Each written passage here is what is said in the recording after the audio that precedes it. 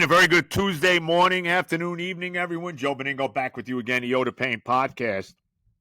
It is Tuesday, May 6th, 2025. The Joe Benigno Paint podcast brought to you by the Hackensack Brewing Company, by Needed Discount Tire, and, of course, our good friends at Manscaped. Did not do the podcast yesterday. I was touring college campuses with my wonderful granddaughter, Simone. So that's why I was not available yesterday to do the podcast, but actually worked out better because then I could break down the Knicks game from last night and how great was that. And let me say this, all right? And I've said this all along. If you are the road team in these best of 7 series, if you don't have the home court advantage, to me, the easiest game to get is game 1 on the road. To me, it just is. I mean, we've talked about this endlessly, that the Knicks have never won a 7-game series when they lost game 1 at home. They're 0-6 all time in that. And actually recently have lost three different series, Atlanta, Miami. Remember, they lost that series as well. And even going back to 2013 when they lost to the Pacers in the second round. They lost the first game at home in all those series. So that's the game you really need to steal.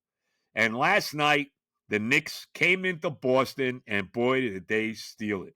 I want to tell a couple things about this game last night. So many things, but a couple things. Number one, you really got the impression when the Celtics ran out to a 20-point lead early in the third quarter that the game was over. I think there was about 7 minutes or so left in the third quarter when the Celtics had their biggest lead of 20 points. And, of course, everything changed from there. But before I get into the good stuff, first of all, and we saw this in the Pistons series too, how many times, whether it was Karl Anthony Towns, whether it was OG Anunoby, do you see them go to the basket and get hammered and no fouls are called, right? How many times? And, Towns got in foul trouble, which was one of the big keys early to the Celtics taking control of the game. I mean, how about some of the ticky-tack fouls called on him? And this thing with the hacker Mitch Robinson, which worked beautifully for Boston last night, where they were hacking him in the first half. I think he went 3 for 10 from the foul line. Knicks missed 14 foul shots last night and still found a way to win the basketball game. Thibodeau's got to do something like that about that, because you can't have Robinson on the floor in certain situations because he's just a total liability. And remember, that only works when the other team is in the penalty, right? When they're not in the penalty, it doesn't work because Robinson doesn't go to the line. And remember, you can't do it in the last 2 minutes of a game. So message to Thibodeau, memo to Thibodeau, be careful when you got Mitch Robinson in these games. And we did, for the first time in the playoffs, see a Precious Achiuwa sighting in this game last night. Didn't play much, but finally got some burn in game 1 last night. But this was just what a phenomenal win. And really everybody contributed. Jalen Brunson doing his thing again. He had 29 points, really took over again in the fourth quarter, hit those back-to-back threes to give the Knicks a 6-point lead. OG Anunoby had a monster game, 29 points. I think he hit 6 3-pointers in this game. Some huge shots in the third quarter to help bring the Knicks back in this game. Mikal Bridges, who, we've been all over him, and he shot only 3 for 13 last night. But he hit a huge 3 in the overtime and also made some big defensive plays. He had 8 points, 7 rebounds, and 6 assists. He had a couple steals, too. The play at the end of the game when he basically took the ball away from Jaylen Brown with 3 seconds to go in the OT to seal the victory. So, he hasn't shot the ball great, but he's made some big shots. Remember, he had the big game in Game 6 against Detroit when he went for 25. But and the defense out on the perimeter on Jaylen Brown and Jason Tatum, just unbelievable for Mikal Bridges. And how about the Celtics? They took 63s last night. 63s. They missed 45. I mean, all night long, all Boston was doing was chucking up 3-point shots. I mean, how many? They were actually passing up almost layups to chuck up a 3. 45 missed 3-pointers. They set an NBA record last night for the most 3-pointers in a playoff game. 60. The Knicks only took 37. The Celtics missed more threes than the Knicks took in this game last night. Unbelievable. And that was one of the big keys to the game. Also, the Knicks got a little break because our good buddy Porzingis, Mr. Softy, went out of the game early with some kind of mysterious illness, and we didn't see him again. And, we'll see how that plays going forward in this series. But just a terrific, you can't say enough for the gutty win the Knicks had last night. How about this? Who had the Knicks being 4-0 at this point in the playoffs on the road? Did anybody have that? Knicks are 4-0 on the road in the playoffs and 1-2 at the Garden. Anybody have that so far in there? They call it the dance card or whatever the hell they want to call it. Bingo card. That phrase is so overused. I'm going to go dance card. Sounds better, right? Because everybody says bingo card. I just for now I can't say enough. And on a night when they really got nothing from Karl Anthony Towns, who again was in big foul trouble, right? And again, how many times do you go to the basket and get hammered? They never call it. Towns, however, remember he made that pass to Brunson where Brunson missed that layup. Now Al Horford kind of came at him a little bit. The final seconds of regulation, the game is tied. Towns makes a great pass out of the inbound to Brunson going to the basket. Looks like he's got one of those floaters off the glass, which he seems to never miss. Horford comes out at him, and he misses it. And that would have won the game in regulation for the Knicks. And I got to tell you, when he missed that shot, and Brunson had a big smile on his face, what else can you do? When he missed that shot, I'm like, they're going to lose in overtime now. I didn't feel good about it. I want, that they didn't, get it done in regulation, but they got it done in the OT. Tremendous job by the Knicks. I can't say enough. Like I said, the overtime, you had Anunoby hit a big three. Then there was a steal and a dunk by Anunoby flying in. Mikal Bridges hit a three from the corner, big one in the OT. Karl Anthony Towns on a missed layup by Brunson had a nice tip in the overtime. Everybody really contributing to this win last night. I really, everybody on the floor. Josh Hart, who I thought for most of the game was the best Knick on the floor. When everybody else was doing nothing, he was grabbing rebounds. He was taking it to the basket. He had another double-double last night. Josh Hart's just the heart and soul of this basketball team. I can't say enough about how good he is. I really love him. Everybody, even Deuce McBride last night came off the bench, scored 11 points. He hit 3 threes. So you actually got something from him in this game last night off the bench. What a great win for the Knicks. They got buried every game. They went 0 for 4 against Boston during the season. They got whacked in 3 games. The last game at the Garden, they lost a tough game in overtime when Thibodeau didn't foul Jason Tatum at the end of the game, and he hit a 3 to tie it and send it into the OT, and the Knicks lost it there. What a tremendous win. Really. And I think the Celtics got a little too full of themselves. They were up by 20. They figured they're going to coast again to another blowout win over the Knicks. Didn't happen. And now the entire dynamic of this series has changed. And I'm not saying the Knicks are going to go out and win this series, all right? I think it's going to be very difficult to win game 2. But the Knicks, if nothing else, have now wrestled the home court advantage away from Boston. So the whole dynamic of this series has changed. And what a gutsy. This team really, really showing you something last night. And, look, let Boston keep chucking these freaking threes up. As far as I'm concerned. Now, how many times also, Drew Holiday specifically, did you see the Celtics get a long rebound on these 3-point misses? That happened quite a few times. Even to the point where, a couple of offensive rebounds off missed 3-pointers. So, the Knicks got to take care of that. But, let the Celtics, and I know that's their game, and I know they won a championship, basically with that philosophy last year. But I don't think you can sustain just taking 3 after 3. 63-point shots. They missed 45. And this was on a night. Remember, the Knicks missed free throws all night. They missed 14 foul shots in this game. Of course, led by Mitchell Robinson. But, unbelievable. I can't say enough about how great a game these guys played last night. And the guts they showed coming back from 20. You can't tell me that there's one Knicks fan, me included, who, when they were down 20, didn't think it's over. Didn't think they were going to get buried and lose by 30 points last night. Because I know I did. And then they turned it all around. And really, this was a full team effort. Brunson had 29, and Anunoby had 29. You got the great floor games and defense from Mikal Bridges, from from Hart. We go right on down the line. It's just from Josh Hart, just unbelievable. Anunoby, like I said, was a monster in this game. Towns was a no-show, and they still found a way to win, getting nothing from Karl Anthony Towns. And look, he had how many bogus? I said that. Fouls? Going to the right, there was bogus foul calls on him, and there were, like I said, he'd go to the basket, get hammered, and there was no call. But there's been 3 games in the playoffs so far where you got nothing out of Towns. Game 2 against the Pistons at the Garden that they lost. Obviously, Game 6 against Detroit that they wound up winning, and then this Game 1 that they wound up winning. So, you really got nothing out of him, and they still found a way to win these games. So, I'm a Knicks fan. We're Knicks fans. We're loving every second of this. I mean, nobody saw this coming. This is terrific. And series on. No other way to say it. And we'll see if Porzingis plays. I mean, look, it's a big hit to the Celtics without him. And he's soft as tissue paper, you know what? I mean, look, this guy couldn't wait to get out of New York.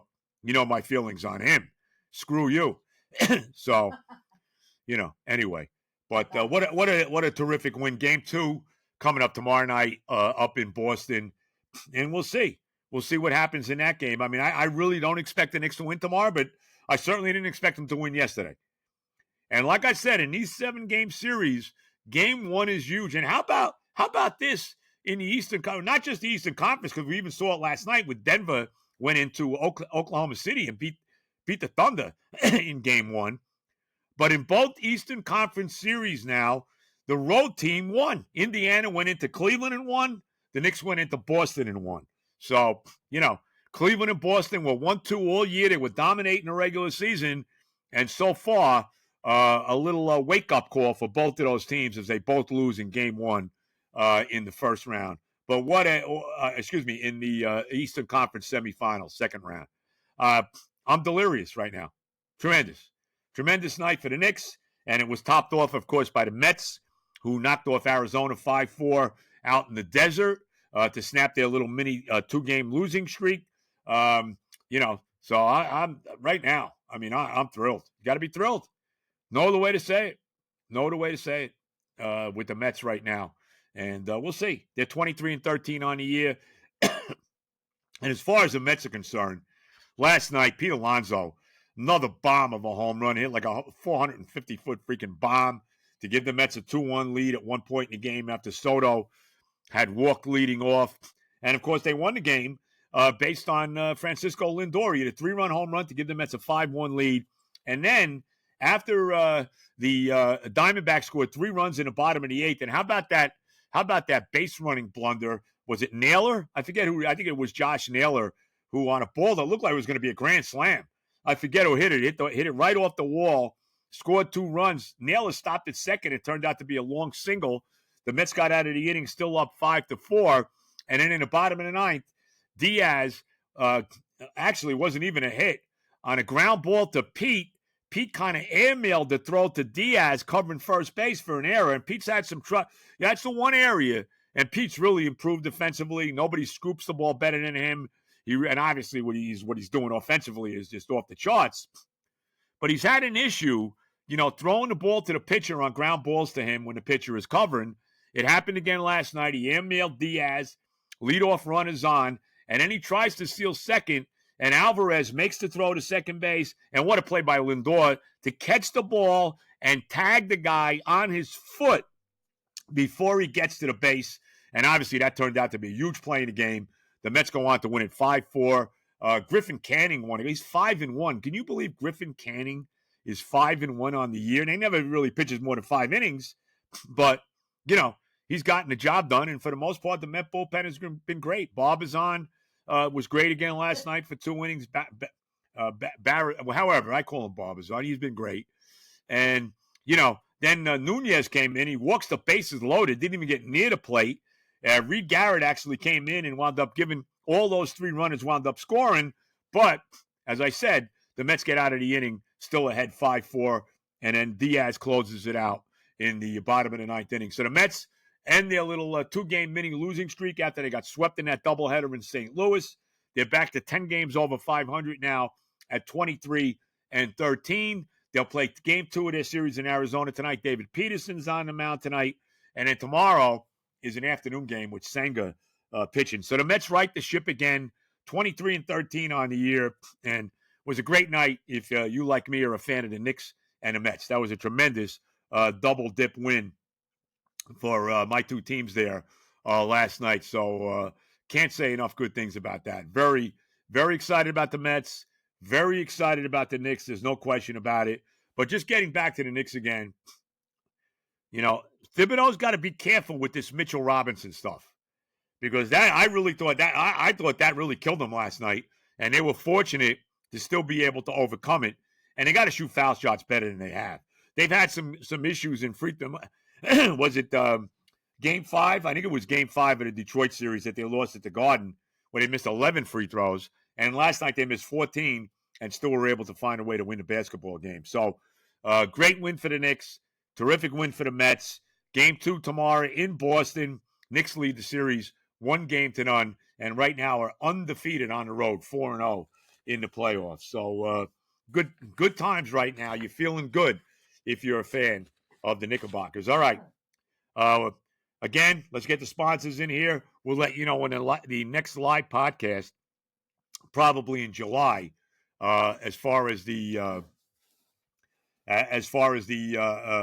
Hackensack Brewing Company is concerned. We'll let you know when that is, probably sometime in the middle of July, once the weather really it gets good for good. So, we start getting really the warm weather. Of course, raining here for the last 3 days. We had some beautiful weather, but now we're getting the rain. You know we're going to get it. And you know what happens here in beautiful New Jersey. Once it starts raining, it doesn't stop for like 4 or 5 days. So we're in the middle of that right now. Weekend's supposed to be terrific. Supposed to play golf Thursday. Hopefully it's going to be okay. But again, middle of July for the next live podcast at the Hackensack Brewing Company. Now, if you need work done on your car, if you need tires, you need your car inspected, you know where you got to go. You got to go see my son Johnny, his boss Harry, over at Need a Discount Tire in beautiful Rivervale, New Jersey, and Westwood Avenue. Tell them Benigno sent you. They'll get the job done for you. Nobody does it better than they do. Johnny, Harry, Rob, the great mechanics over there, one of their many great mechanics. And go check them out. Need a Discount Tire. Again, Rivervale, New Jersey, Westwood Avenue. Tell them Benigno sent you. And, of course, last but certainly not least, one of my favorite days of the year is coming up in about a month or so, a little more than a month, in June. And that, of course, is Father's Day. And that's 2025 Father's Day. And the Handyman Rocket Man. How about that from Manscaped? Man, Manscaped's got everything. Join the over 12 million men who trust Manscaped. Give Dad the gift of a smooth, fresh face this Father's Day. Use code PAIN for 15% off your entire order at manscaped.com. Now, Father's Day is just around the corner. And if you're still considering giving Dad like a pair of socks, right? Like a stupid tie or something like that, come on. You got to do better than that. I mean, rethink it, all right? This year, go above and beyond with the Handyman Rocket Man by Manscaped. Come on. The ultimate grooming tool he didn't know he needed, right? You didn't even know you needed it. But we'll absolutely love it. Whether he's keeping his beard sharp or rocking a clean shaven look, or whether you're like me, you got the mustache, the Fu Manchu Joe Willie mustache going on or whatever, still, you want that clean smoothness so your girl, your wife will touch you, whatever. The Handyman Rocket Man has him covered. This compact powerhouse is designed for precision, ensuring his face stays smooth and fresh, just like that well-timed dad joke of his. I don't know what that joke is, but I see. So that's just like Dad giving a joke. I'm not a big joke guy, I'm not big on jokes. I mean, I don't really do jokes. I can be funny, and I got some pretty funny lines, but jokes, nah. I mean, come on. Why did the chicken cross the road? I mean, come on. Who knows? I don't know. But anyway, check out the Handyman Rocket Man, precision shaving on the go. The Handyman Rocket Man, again, a perfect tool for dads who need a quick trim between meetings, for errands, chasing after the kids. The dual action blade head tackles everything from beard shape into the fine details around the neck. And don't forget the 5.0 Ultra Lawnmower for down below, giving you that illusion of extra inches, which we all want. Phenomenal. You got to check out the underwear as well. Nobody does it better. Keeps your balls right where you need them. And, of course, the shampoo and conditioner which does a tremendous job.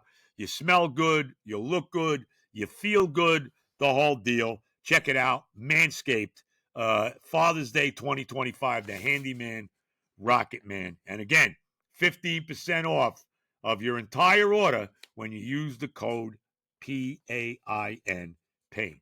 All right. Now, the Yankees lost last night to the San Diego Padres 4-3 at the stadium. They blew a 3-0 lead in this game. And Devin Williams, again, came up very small for the Yankees. All right? Now, Boone is taking him out of the closer's role. He's using him as a setup man. He walked the world last night, and eventually Weaver gave it up, and the Yankees lost 4-3. Memo to the Yankees. And you know what? Brian Cashman should have called me, okay, before he decided to give a boatload of money to Devin Williams. You know, Devin Williams, when he was with the Milwaukee Brewers last year, was the guy that gave up the game-winning home run that really turned it all around for the Mets in the playoffs last year, right, to Pete Alonso. Turned it all around. And maybe got Pete going this year, too. I think it's, you know, the disrespect he got in the offseason, but, you know how I feel. And, of course, right now, Pete's the MVP in the National League. It's not even debatable. But with that said, Williams gives up this home run that cost Milwaukee the series against the Mets. And this guy's never recovered. And the Yankees went out and gave this guy a ton of money, and he stinks. And why are we surprised? All Brian Cash, I knew it right. When I heard the Yankees sign this guy, I said, what are they doing? This guy just gave up a monster home run in the playoffs. I wouldn't give him a dime. I got to see him do it again before I do that. They signed this guy, and he has been terrible. All right? Let's be honest. And I was, all that Brian Cashman, all he had to do was call Benigno. And not that I'm a Yankee fan, but I would have gave him some, free advice. Brian, did you see what this guy did in the playoffs with Alonso last year? And you really want to throw this guy a boatload of money? After the last moment of his season last year was giving it up and blowing the playoff series, right? Come on. And you gave this guy a boatload of money? Give me a break. So he's been terrible. All Cashman had to do, give Benigno a call, all right? Not that anybody's looking to call me, come on. I can't, how they look at me is like below, even below. So, we want to, well, it's true. But I mean, let's be honest about it. But I'm telling you right now, memo to any GM out there, all right, in Major League Baseball. You see a closer give up a big home run that cost his team a playoff series, and you can't wait to throw a boatload of money at this guy the next year. You need your head examined, okay? You need your head examined. So, and they're paying for it now. And Williams has been horrible, And not only does he, that he goes and signs somewhere else, but he signs with the Yankees, where the pressure is immense. Unbelievable. Hey, look, too bad. My heart's not bleeding. All you had to do was give Benigno a call, and I would have told him, look, you can't do it. You can't sign this guy. You just can't sign him. But nobody listens to me. Who gives a damn? Anyway. All right. Benigno, the Yoda Paint podcast. I'm still pumped up with the Knicks. There's no doubt about it. I mean, I don't know what else to say. I really don't. Still think this team needs more depth. They did get it from McBride. I mentioned McBride gave him 11 points off the bench last night. But, still need more. I've said this before. If there's any way in the offseason that Leon Rose can find a way to get Dante DiVincenzo back to the Knicks, get him back out of Minnesota. Of course, they had to trade him along with Randall to get Karl Anthony Towns. Well, whatever. He's had his moments and he's had his bad moments, as we've seen too many times, and we've seen the disappearing act in a few games here in the playoffs by Towns. Nevertheless, if they can find a way to get DiVincenzo back, Leon Rose, you got to find a way to do it. I don't know what his contract status is. I don't know how Minnesota feels about him. But anyway, Minnesota plays tonight, right? Game 1 tonight, Minnesota against Golden State in the Western Conference semifinals. Conference East semifinal. Yeah, Western Conference semifinals. That's what it is. But how about that commercial? Have you seen the commercial? I believe it's for AT&T. Have you seen it? With the Villanova guys? And there's Brunson, Bridges, and Hart walking past DiVincenzo in the hallway or whatever it is. And Dante just kind of looks at him and walks by him. He's kind of shaking his head that he's not with them anymore and all of that.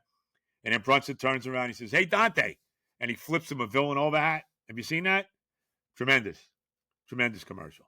So if there's any way that Leon Rose can change that commercial and have the same guys in it, and then at the end of it, have Brunson flip DiVincenzo a Nick hat, well, there you go. Got to find a way. That would be cool. That would be very cool. Got to find a way to get that done. No doubt about it. So we'll see how it plays out. But again, Minnesota opening it. How about the fact that in all three of the three, and again, the other series hasn't started yet, Golden State and Minnesota. In all three of game ones of the conference semifinals so far, three out of, and like I said, the fourth series hasn't started yet. The road team has won, right? Indiana wins in Cleveland. The Knicks win in Boston. Denver wins in Oklahoma City. And we'll see if that can, if they can make it a clean sweep 4-for-4 tonight with Minnesota, with Golden State. I guess Minnesota, I think, has the home court. I'm not sure about that. Not sure who has the home court. But I believe Minnesota does. But anyway, you don't have to look. It doesn't really matter. My wife's going to look it up. Doesn't matter. You want to look? Go ahead. Just let me know. I'm not sure. Because the Lakers had the home court against Minnesota. Minnesota beat them in 4 and 5 when the Lakers had the home court in that series. So what do you got? What do you got there? Hold on, honey. It's just loading. Loading now. My wife, who has all the information at the touch of a finger. Gotta love it. Let me have a little water here, if you don't mind. Can I have water? Poland Springs. Terry's checking it out. Let's see. We have. Oh, the Timberwolves are home. It is. Yeah. All right. So we'll see if Golden State can go into Minnesota and win tonight. Now, before we close it out, I got to say this. Oh, by the way, did you see the Islanders got the number 1 pick in the draft? They won the lottery. I think they had about a 3% chance to win the lottery, and they won it. And I think the Rangers wound up with the 12th pick in the draft. Not that it really matters. Of course, the Rangers have hired Mike Sullivan as their new head coach. He's tight with Drury. I don't know how Drury's still there, but nevertheless. And memo to Mike Sullivan, because the Rangers dump coaches faster than the Jets do. Rent, don't buy. Okay? Rent, don't buy. Now, I want to close it out with this. So far, since Big Don, since Donald Trump's been in the office, been president, we've seen a lot of strange things in the Oval Office, right? We really have. We've seen a lot of people in the Oval Office that you never, ever would have thought you would see in the Oval Office with Don as president. Gretchen Whitmer, who is the governor of Michigan, comes to mind. Remember, she was covering her face in the Oval Office and all of that? Whatever. And then Don brought her out when he went to Michigan for the rally and the whole thing with the military there. And, he really kind of put her on the spot and all of that. But who would have ever thought that Roger Goodell, okay, the commissioner of the NFL, and Muriel Bowser, who's the governor, mayor of Washington, D.C., would be standing next to Don in the Oval Office? You ever think you see this picture? I couldn't believe it. Because the NFL draft is coming to D.C. in 2027. How about that? How about that? And there's Roger Goodell, who looked like he was having indigestion. Bowser looked like she was actually had a smile on her face. I have to say. She looked like she actually might have been happy. Goodell looked like he was, he was having trouble swallowing, But, man, seriously. But who would ever have thought? I mean, it really, when you think about it, I mean, some of the people that we have seen in the Oval Office since Don has taken over, you can't make it up, right? Right? Even to the point of Jeff Bezos and Mark Zuckerberg being at the inauguration. Come on. Anyway, so we've seen a lot of strangeness since Don's taken over. These people that are, getting ready to kiss the ring. But terrific job by Don getting the draft in Washington, D.C. for 2027. And there's a lot. Look, I mean, they had I think it was about 800,000 people that converged on Green Bay for the draft this past year. I think it was 600,000 in Green Bay, 800,000 last year in Detroit. So that's going to mean a lot of revenue for D.C. coming up in a couple of years. But I had to do a double take when I saw this yesterday. Roger Goodell and Muriel Bowser standing next to Big Don in the Oval Office. Wow. Oh, my God. It's just, who's next? Nancy Pelosi? I mean, geez, unbelievable. AOC? Maybe that's what we're going to see. Like AOC on one side, right? Can you see this right now? AOC on one side and Bernie Sanders on the other of Don in the Oval Office. I doubt you're ever going to see that, but unbelievable. All right, everybody, enjoy the rest of your week. A little rainy right now, but hopefully the weather's going to get better. And I will be back with you again for the podcast on Friday. Let's go Knicks. Let's go Mets. All the love, everybody. And of course, God bless America.